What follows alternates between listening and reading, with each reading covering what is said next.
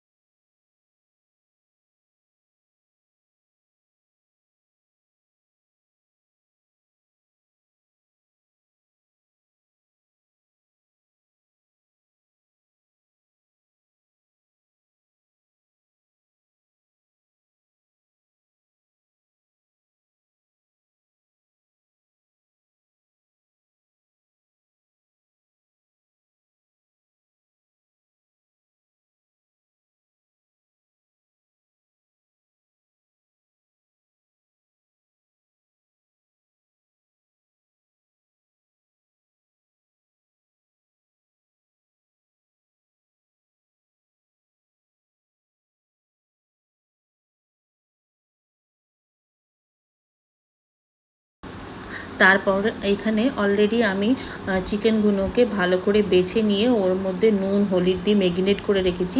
এই ম্যারিনেট করা চিকেনটাকে যে মশলাটা আমরা এখন অবধি রেডি করেছি তার মধ্যে দিয়ে দিচ্ছি। তোমরা দেখতেই পাচ্ছ পুরো চিকেনটা মশলার মধ্যে দিয়ে ওই মশলার সাথে চিকেনগুলোকে ভালো করে মিক্স করে দেবো।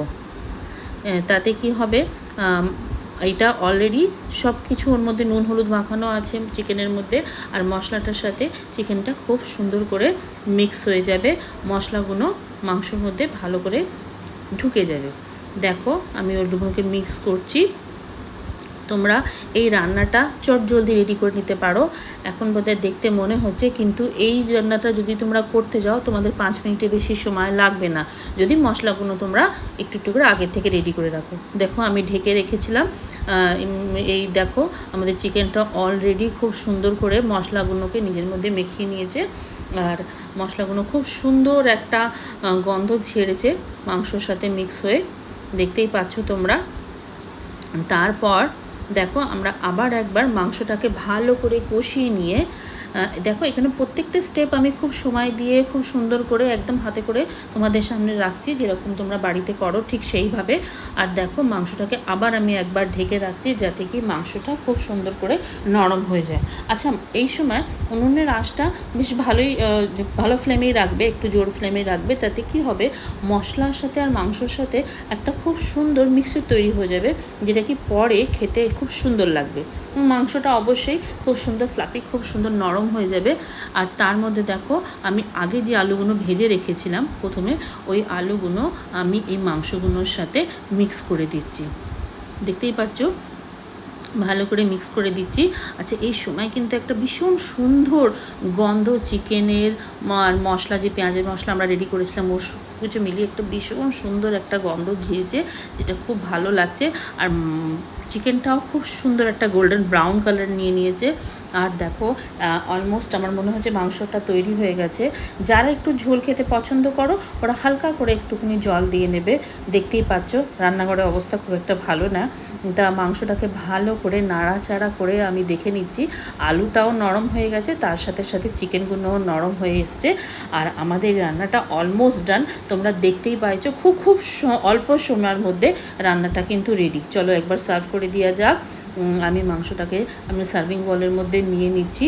আচ্ছা, আজকে রান্নাটা তোমাদের কেমন লেগেছে একটুখানি অবশ্যই জানিও। আর অবশ্যই তোমাদের যদি রান্নাটা পছন্দ হয়ে থাকে তাহলে তুমি আমার চ্যানেলটাকে সাবস্ক্রাইব করো। Thank you very much for watching till and আশা করি তোমাদের আজকের এই রেসিপিটা খুব পছন্দ হবে। আর এই recipe thank you very much for watching.